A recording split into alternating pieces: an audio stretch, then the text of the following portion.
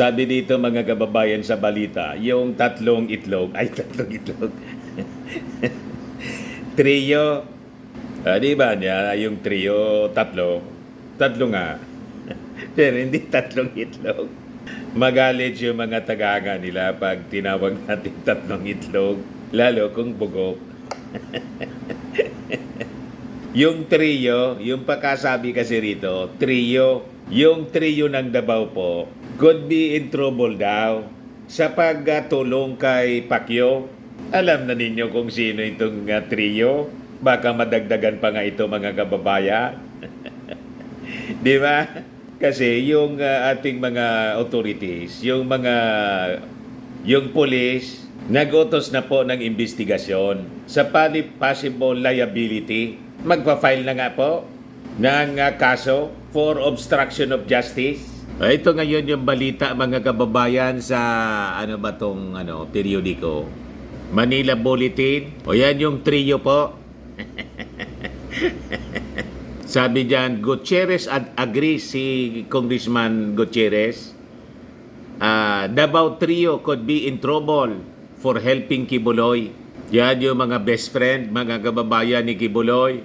So sabi dito sa balita ng Manila Bulletin, the notion that the Davao trio of former President Rodrigo Duterte, Vice President Sara Duterte, at saka si Senator Bato de la Rosa could be held liable for allegedly cuddling Pastor Apollo Kibuloy and serving as obstructions to his arrest is becoming more popular in the House of Representatives. Sabi po niya, Congressman Rods Gutierrez, Assistant Minority Leader at One Rider Party List Representative, the way that we see it, if indeed it is true that they have prior knowledge on his whereabouts and then they intentionally hid him, itinago nila, talagang purposely tinago nila, there will be criminal liabilities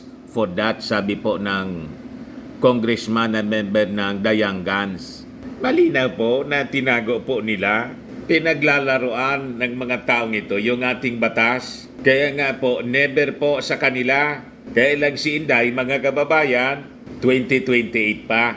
Sa 2028 tayo maniningil. Kung hindi siya ma-impeach, kasi maugong din mga kababayan yung kwento ng impeachment na sabi nga po kahapon sa interview kay isang bayan convenor, Attorney Howard Calleja, ang naaamoy nila baka itong katapusan ng September po, ilabas na ng ICC yung kanilang warrant of arrest laban po kay Maudigs. O kung hindi, before niya ng filing ng Certificate of Candidacy ng ating mga kandidato sa October po, yan daw yung naaamoy nila.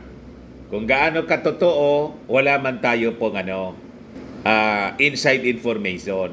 Lagi lang nating naririnig siya sa mga ilang mga personalities tulad po ni dating Senador Trillanes, maging si dating Senior Associate Justice Antonio Carpio, ganun din yung naaamoy niya. At yung mismong abogado na nakalimutan ko yung babaeng abogado, konektado dito mismo sa pag-file ng kaso. Saka, yung latest po kahapon sa interview kay Attorney Howard Calleja, yung taga rito sa amin po.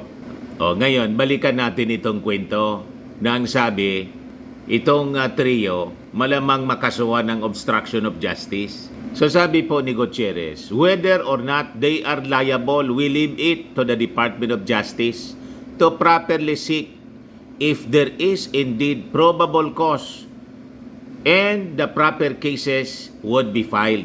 Kanina po nagpalabas ng statement si PNP Director General Marbil. Magpa-file na daw sila ng kaso. Ito po ang balita ng Daily Guardian. Sabi diyan, PNP to file charges versus individuals who hid Kibuloy.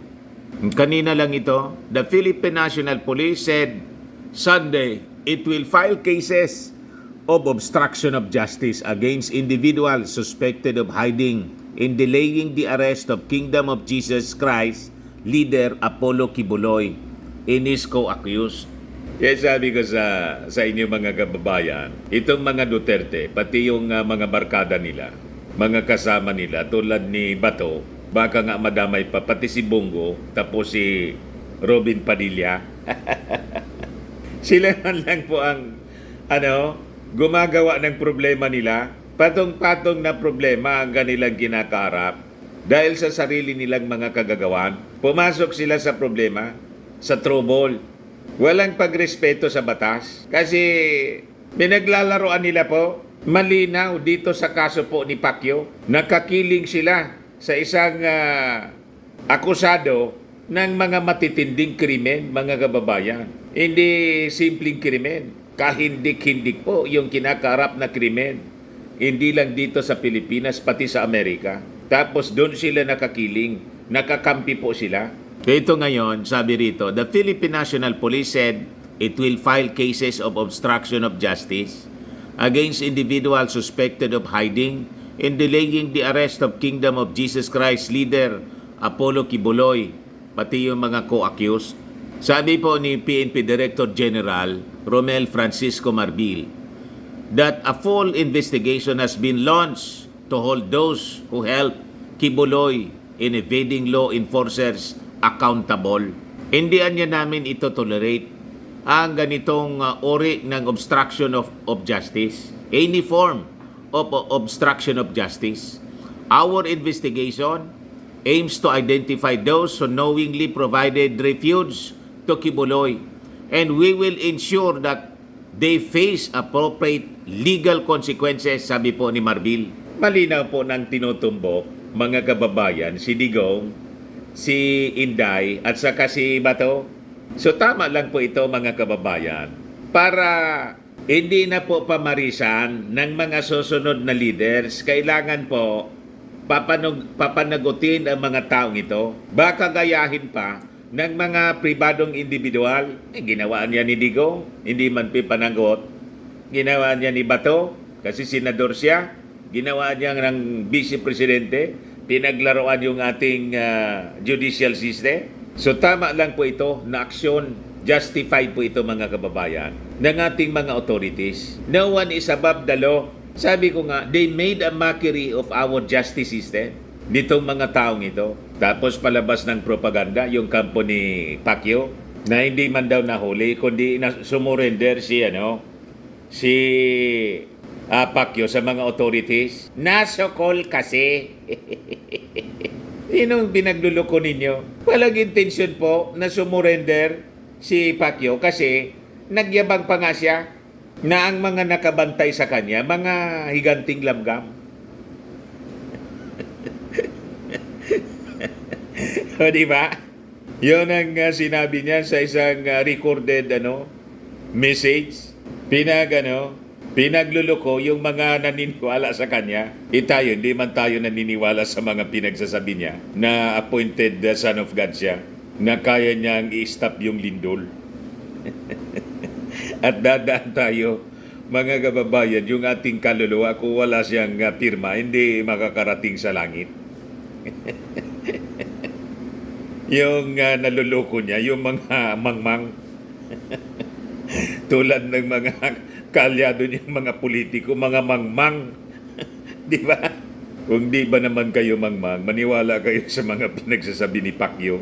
O ngayon, dahil sa inyong kamangmangan, damay-damay na kayo. Ito ang inabot ninyo. Sabi po rito, obstruction of justice niya is a serious offense in those who aided in shielding Kibuloy from law enforcement will be charged accordingly. The law is clear. No one is above it. And those who help Kibuloy will be held accountable. Sabi po ni Marbil, rimati kayo ngayon. Mananagot kayo sa batas.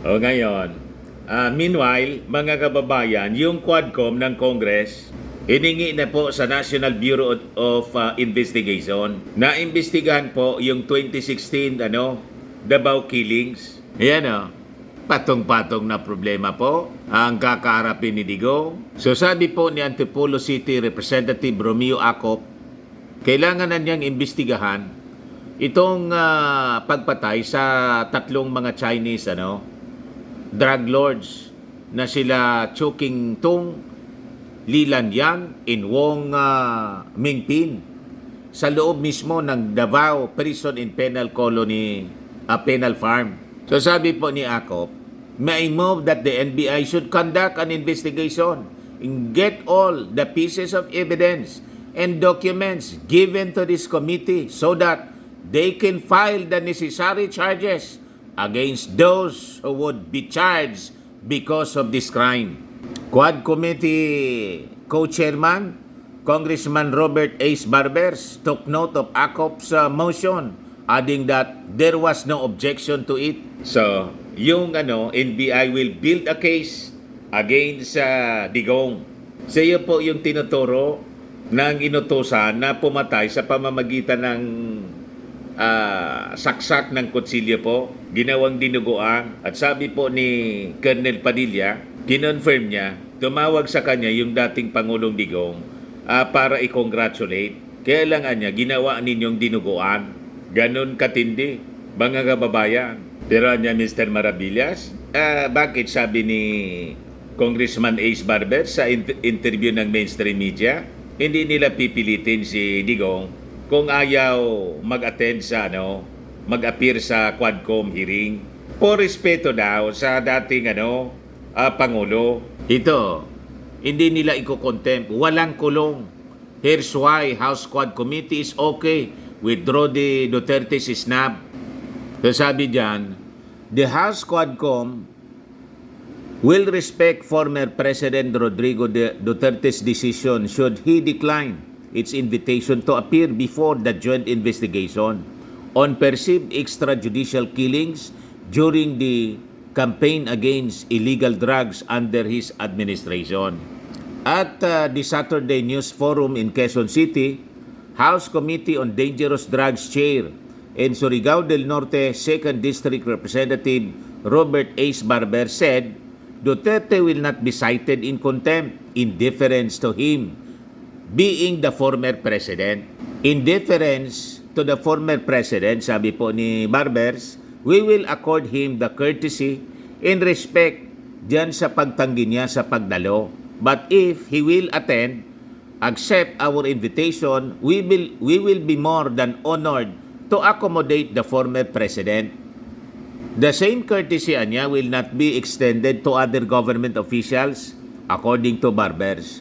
Mayroon karampatang penalty under our rules na pwedeng gamitin ng committee para parusahan ang tumatanggi sa aming committee. Di niya, Mr. Maravillas, bakit ganon? Ganon yung wisdom ng Quadcom. Ayaan natin. I think may ibang rason po sa personal kong basa.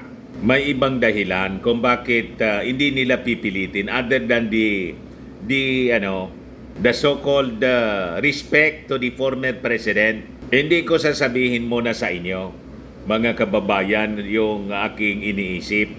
Bakit may special treatment? Di ba? Hindi nila pipilitin. Pero tuloy-tuloy ang investigasyon. Nababasa ninyo kung ano yung intensyon ng Congress. Pero sinabi po ng mga congressmen na members ng Quadcom, tulad po ni Congressman Abante, maging si Barbers, sinabi niya na itong investigation, mag-attend sa hindi mag-attend, si Digong, pati si Bato, tuloy-tuloyan niya yung aming investigation. At kung halimbawa, kailanganin ng ICC yung aming yung result ng aming investigation, it is now a public record sa niya. Then they can refer to the committee report. Pero hindi kami yung magko-cooperate na kami mismo yung magbibigay. Kung gustoan niya nilang tingnan, that is available. So nababasa na ninyo yung nasa isip ko kung bakit hindi siya iko-compel. Basang-basa na niya, Mr. Maravillas. Ang ibig sabihin niyan, kahit hindi mo sabihin, aya nila na ang kumaladkad kay Digong at kay Bato, mga kababayan, naamoy na nila kasi. Para hindi na pagdudahan na dinidikdik ng administrasyong ito. Laging ganun ang duda kasi. Dinidikdik ng administrasyong ito ang previous administration, si Digong. Anyway, itong ICC case, mga kababayan, kaso na ito kay Digong noon pa, wala pa sa Panguluhan. May reklamo na sa kanya sa ICC. Ngayon, kung kalad ka rin si Digong at Bato, damay si Inday sa ICC, malinis yung ating administrasyon. Problema niyan ninyo yan eh. Di ba? Brilliant na niya, Mr. Maravillas. Reading ko man lang. Iwan ko kung tama ang aking basa. Kuhan ko man lang yun. Analysis kung bakit yung Quadcom hindi pipilitin si Digong. Other than sa paliwanag nila na we respect niya Digong as a former president. Hindi namin i-obligahin. Pero kung gusto niya mag-appear, okay niya. Pero tuloy ang investigasyon namin. What? Sabi dito. If evidence will point to him still, and then we come to a point where the committee will write a committee report, we will probably include a lot of personalities in the report. Kami naman ay nagbabase lang kami sa hawak naming testimonya, hawak naming dokumento, at iba pang ebidensya na hawak namin. Madaling sabi, lalabas, extension ng ICC investigation, yung Quadcom.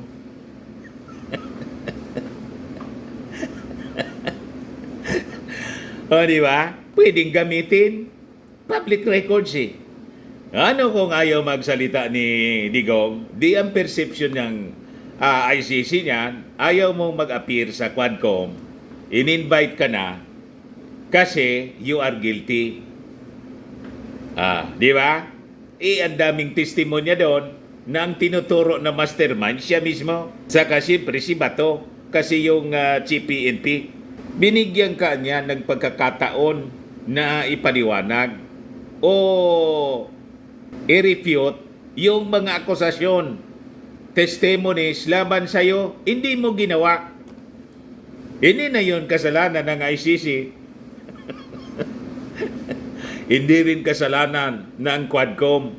Binigyan ka on records ng pagkakataon, you refuse. So, pag ganon, ang kaulugan yan, winave mo yung yung rights mo to defend yourself. Di ba? Ganon yan. Kaya nang ini-interview ni Christian Esguera po, si Barbers, tungkol dyan po kung bakit hindi maglalabas ng hindi nila iko-contempt at ipapa-aristo. Ngumingiti-ngiti si Ace Barbers. Hindi na rin nag-insist si Christian Esguera sa kanyang mga tanong. Basa ko na. Kung ano yung nasa isip ni Congressman Ace Barbers. Tingin ninyo, tama yung aking reading?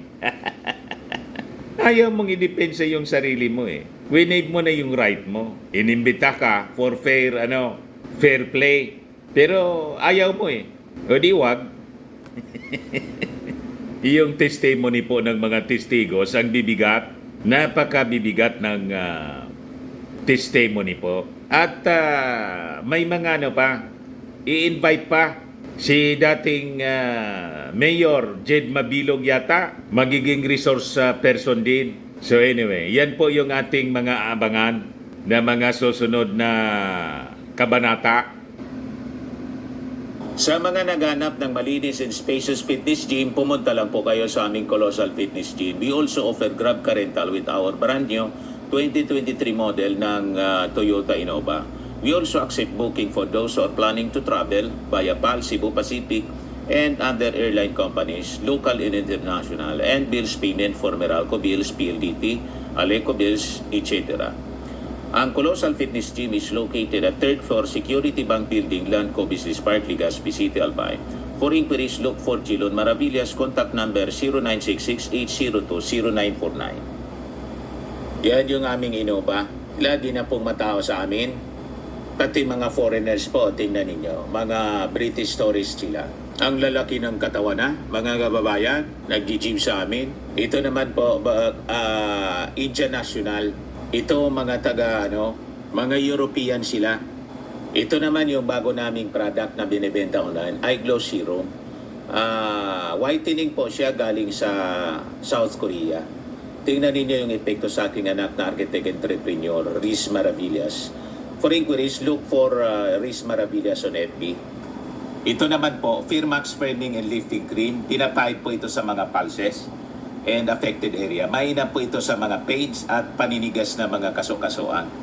Ito po, Automax Radiant Serum. Sa mukha naman yung application. Anti-aging po siya. You will look 10 years younger than your age. Sa mga cancer patients naman po, baka lang gusto ninyo itong itry. Nengxia Red Mix Fruit Drink. Hindi man po siya gamot, food supplement siya. Mga cancer patients naman po, baka lang gusto ninyo itong itry. Nengxia Red Mix Fruit Drink. Hindi man po siya gamot, food supplement siya. Kaya lang, gawa siya mga kababayan sa goji berry. Yung goji berry may anti-cancer properties. Yung mga inquiries ninyo, dumiritso na lang kayo sa aming messenger sa Facebook para masagot namin agad. Ayos po. Ako po si Dante Maravillas. Bye-bye. God bless.